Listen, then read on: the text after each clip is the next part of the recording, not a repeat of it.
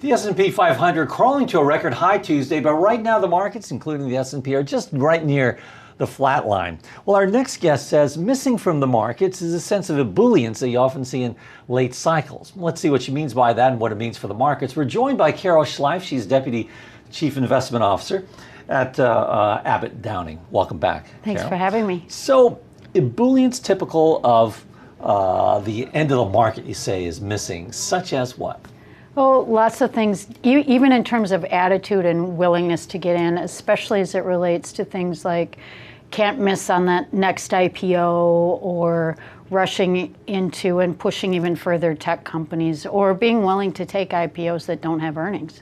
And since we don't see that, what does it bode? What does it mean for the markets? I think it gives the opportunity for the markets to continue to climb the wall of worry that they've been on, which is actually very constructive from an intermediate and long-term standpoint, because you can continue to sort of bounce along in this range here as long as the surprises aren't too big from any angle. Which means what? More upside ahead for the S&P 500 by year end? Or more range-bound sorts of upside. We're not necessarily looking for a big breakout from here, but as long as consumers continue to in an okay pattern, and their confidence has begun to wane some, but still they're spending.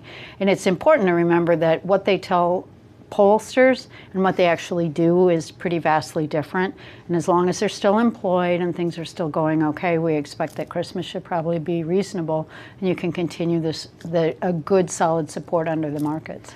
Well, now that we've got about 2 months before year end, what steps should investors be taking now? Well, one of the things you can do is you can make sure that you've rebalanced your portfolio and get in your head that you're not going to be able to predict the next recession with any precision, or the next market downturn to get all the way out or all the way in. So rebalancing to your long-term targets and making sure those are in line, especially since you've had some divergence in performance here to date. You can also prepay expenses that are coming up. If you've got children headed for college in the next couple of years, maybe think about sidelining some of that cash. And not be afraid to hold cash in here, because a lot of times there is that fear of missing out that undergirds a lot of this, even if it's not overtly ebullient. Meaning what, keep your powder dry?